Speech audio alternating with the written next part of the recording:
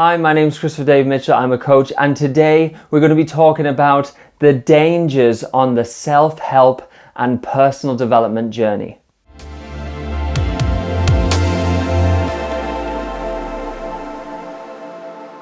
So this video will be really useful for you and valuable if you're anywhere on the personal development journey. You know, if you're interested in self-help, self-improvement, maybe you're starting to read some books, maybe you're doing meditation, maybe you're starting to be more conscious about how the world works, maybe you're just wanting to start your own business. There's so many degrees along that journey. And I would classify all those sort of things as self-help, self-improvement, trying to be the best you can be. But in this video, having gone through a massive self-help personal development journey myself, from overcoming a near-death experience, life-saving operations, and everything that was involved to get my life back on track, I just want to share with you the authentic truth that it's not all rainbows and butterflies, and that there's tricks, traps, difficulties, and even dangers on the journey of becoming your best self. So let's start with the first idea, which is that personal development is a powerful tool and personal development works. Personal development will change your life. So the benefit is personal development will change your life. The danger is personal development will change your life. And once you change, there's no going back. So with something like personal development, growth is change, and you're having to change who you are as a person in order to get the result you want and the change you want in your life. So say you want to start your own business, you have to first change who you are as a person, your mindsets, your belief systems, your productivity, your habits, your skills, etc., in order to become the person who gets that external result in the world of, say, having their own business. Or if you want to become more spiritual in life, then you're going to have to change who you are, and you're going to have to set up, say, a meditation practice, a breathwork practice, a yoga practice, in order to have the change to get the result of more spirituality and connection to being that you want in your life, right? So that's all great. But what are some of the dangers on this? Well, as you're changing so much as a person, a lot of friends, family, and colleagues are probably not on the same personal development journey you're on. So it's likely that they may not come along the personal development journey with you, and that's scary. Now, I don't want this to be a belief system. I've been through some massive personal development shifts in my life, and some people really have supported me and come along with me, but you'll find that there'll be a fair few that don't. And that's because as your values and way of being and who you are literally changes as you're developing yourself, if other people around you are staying still, then it goes like this. You're evolving, you're going off in this direction, and you're interested in meditation and talking about spirituality and self-actualization. And these friends that you got on with, say, they've got no idea what the hell you're talking about anymore, basically. So there's going to be a divide, there's going to be a division if you change so much. Now that can be for the best because you're evolving, but as you do that, you're pulling away from the masses. You're pulling away from most of society, say, who's not doing personal development work. Like I say, that's the result you wanted, but just know the cost is that what you're going to do is you're going to be doing this personal development work, and you're going to be reading about, you know, how relationships work, how authentic communication works, etc. You're going to be then looking at your current friendships or your relationships or your family, or just generally society, and you're going to be seeing how dysfunctional it all is. Like, it's quite scary when ignorance is bliss at the beginning and you're hanging around with your friends and you're like, oh yeah, these are a great bunch of people and stuff. Then you start reading into personal development and you understand like what it is to have great habits and a great mindset, and understand spirituality and development and mindset and building a business. And then you reflect back on your current circle of friends and you're like, shit, like these guys aren't actually you know, doing that great in the world, and actually maybe I need, I need to change. Like, it's even worse when, like, there's books where, like, even when you start out and you read like Tony Robbins self-help books, what he tends to say is like how the masses think and how people who, don't get good results and don't get success in their life, how they act and how they behave. And you can read some of that stuff and you can be like, that's my best friend. Like, that's someone I know really well. And then you have conversations with some of these people, and you might even try and say, hey, why don't you try reading this book? And what you're going to notice is a lot of people don't want to touch it. And a lot of people will say, oh, it's crap, personal development. So point is that the lesson in this first danger here is that you're going to change and grow to develop yourself, yes. But in doing so, you're going to divide yourself, and you're going to step away maybe from friends that you've been friends with for a long time. Maybe from a community that you've been in for a long time. You might be very in a small religious community, and you might think that that community is the community, or that religion is the religion. If you start doing self-help and you start raising your awareness and your consciousness to what's going on in society and different religions, you're going to start to question your little community, and that's going to be scary and risky. And if you do enough personal development, you might even leave that community. So you've got to bear that in mind, that you might leave that partner, you might leave that circle of friends, you might leave that community because, and this is the second point I want to make, is that once you start down this path, there's no going back. Like, you see the world differently at every level of personal development. So you could just think of it like level 1, 2, 3, 4, 5, 6, whatever. I talked about this in Spiral Dynamics. Check out my Spiral Dynamics video. But the premise here is that once you have a certain level of development, you don't really go back. So just bear that in mind, that if you start going down the personal development path, you're not going to go back to that church community. You're not going to go back to that circle of friends. You're not going to go back to working in that dead-end job, which is still great. But just be aware of that, because every level of personal development, like I say, that raises your consciousness, raises your awareness about everything, you start sort of being very self-aware of your own habits, your own thought biases, the way you see the world. But like I say, then it can bring up so much stuff, and you can say, well, do I really want to hang out with these friends? Do I really want to do this job? Is this really my dream partner? So you'll dangerously, and it's scary, you might start to question everything. And that's why people stop then at that part of the journey, because they can see that there's going to be so much change within them, and they thought, wow, that's what I want. But they realize that they might leave a lot behind, and they might have to make some big life-changing decisions. Now, again, I'm not saying this is always the case, but this pretty much has been some part of my journey. And if you just look at everyone else who would talk about this in an honest way, they would tell you what I'm telling you here now. So think of each level development as like putting on a new pair of glasses, right? So say you're at like a low level of personal development. We'll just call it level 2. Not that there are levels like this, I'm just making it up for reference for you. So you've got level 2 glasses on in the world, right? And you're seeing the world, it's the same world through this level of personal development, right? If you keep doing more personal development, you stick on the level 3 glasses, and you stick on the level 4 glasses, and you look around and things look different.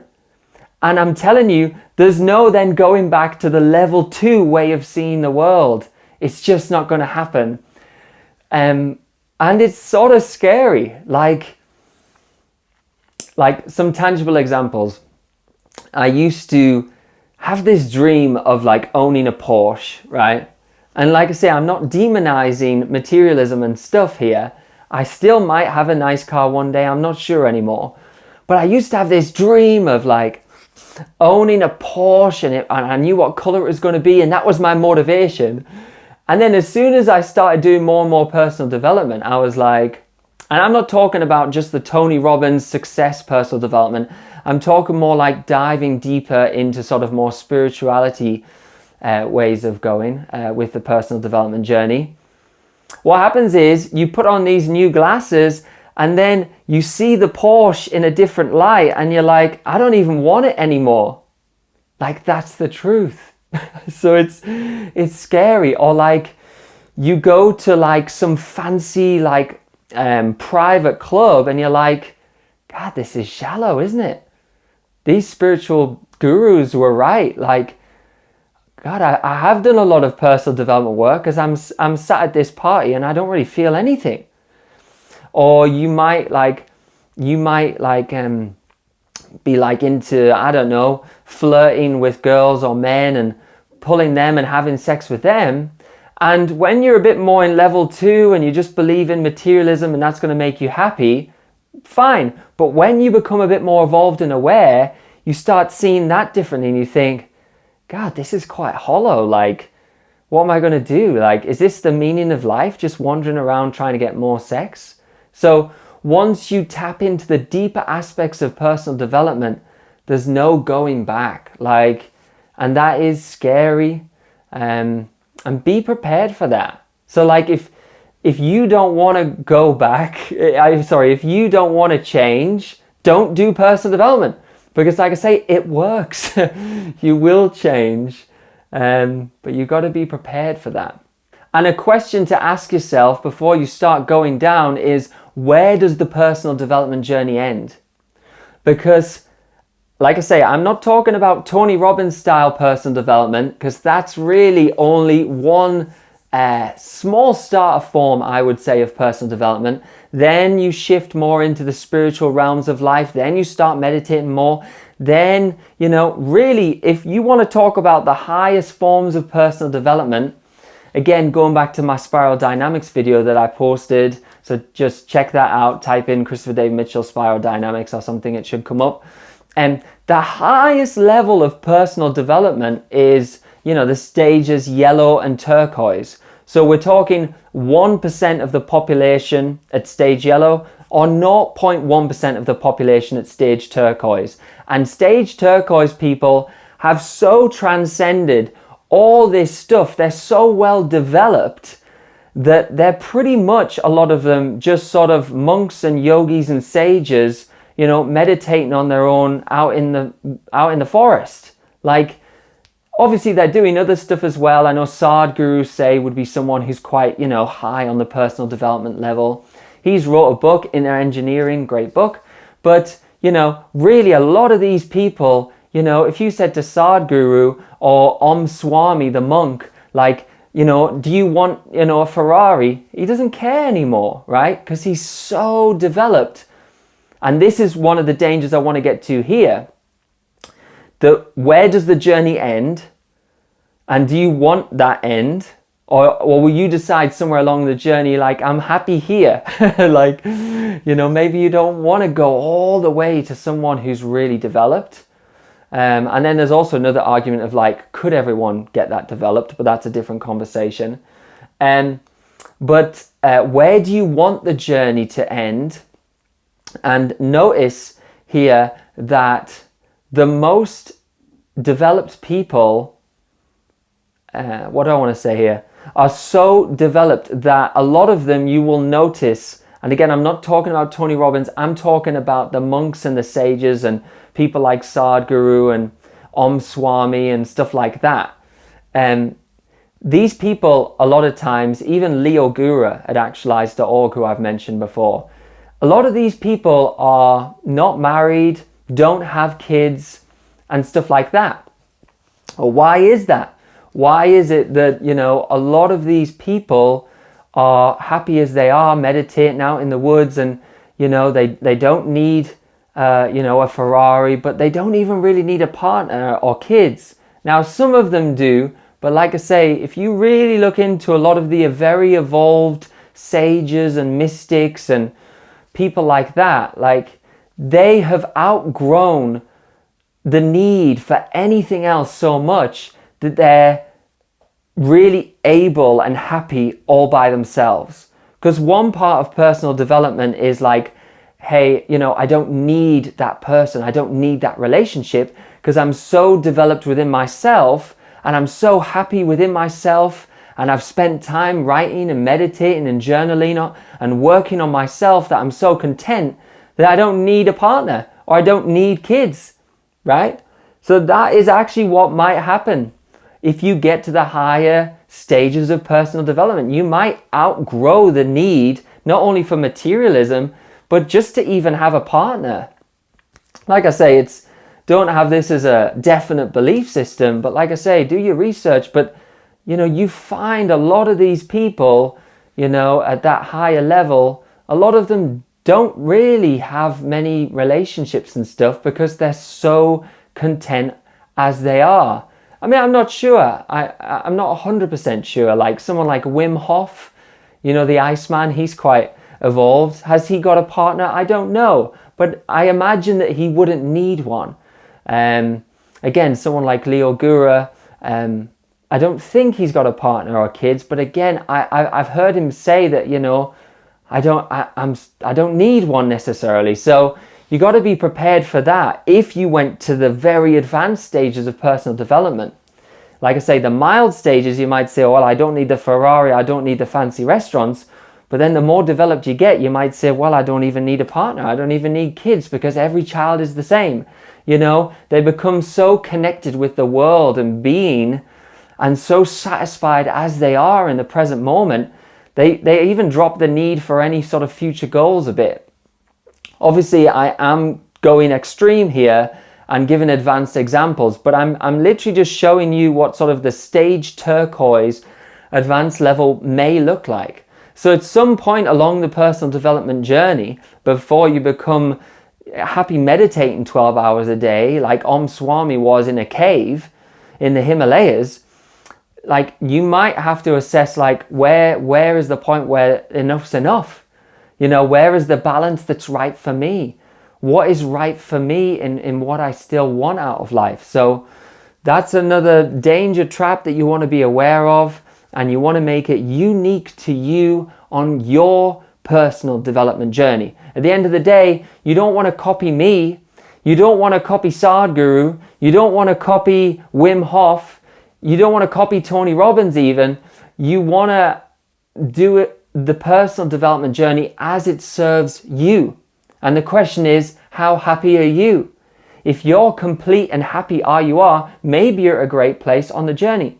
But if you have an inkling that something's missing in life, maybe that's a sign that you want to get to the next stage of your personal development journey. So it's about assessing where you are and where you sort of envision that you might want to be in life. And like I say, really all we're talking about here is simple maths and simple numbers. People want to say, oh yeah, I want all the benefits of personal development, like my own business, and I'm really evolved and I'm connected to spirituality and I've got more happiness and abundance and fulfillment in my life. But how many people have that?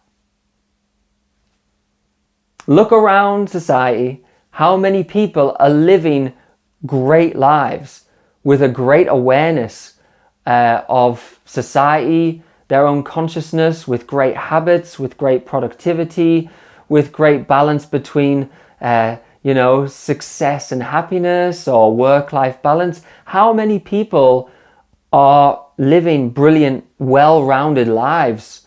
You know, it's really rare. So it can be done, but to be rare, obviously, like I say, this is a numbers game. Let's say 2% of society is living a great life, right? And to get that, you might have to do some personal development and work on yourself to get there, right? But if you're the 2% in society, then that means that 98% of people out there don't understand you. 98% of people don't know what the hell you're talking about, and 98% of people think you're bloody crazy. This is only natural. You can't expect to be in the 2% of society and still think like everyone else and go out like everyone else and do what everyone else is doing. It's not going to work. So there's a sacrifice on that journey. And are you willing to make that sacrifice? How much is personal development, self-help, self-growth important to you? How much is growth a value to you? You have to ask yourself that question. So a final personal example from my, health journey of overcoming, that near-death experience. I talked about it in my video, my survival story, living with an ileostomy bag. Check that out on my channel.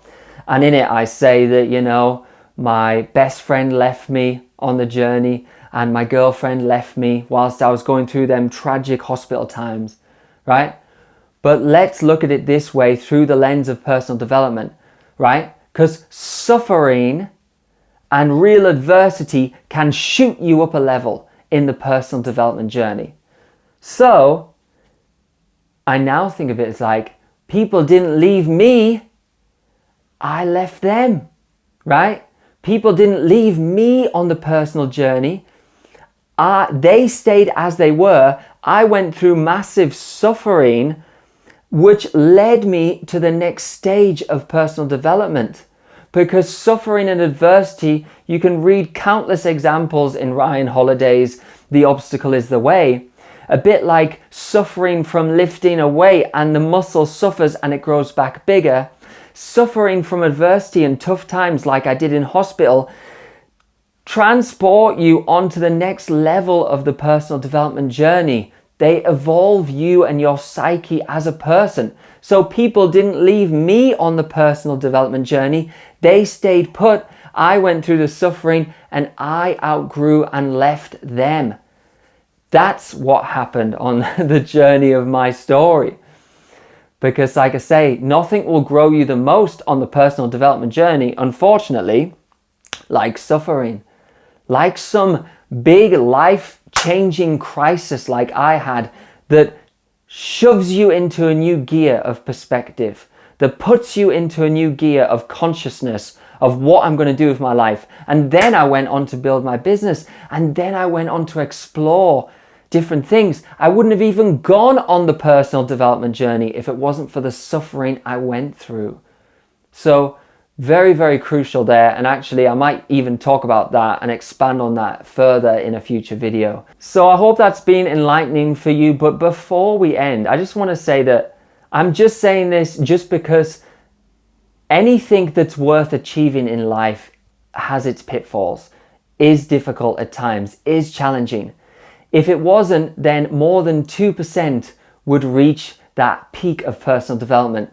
Then if it was easy, then everyone would have their own business. How many people have a successful business? Again, that should tell you something, that if it's only a small percentage, it shows that there's difficulties and challenges on the journey.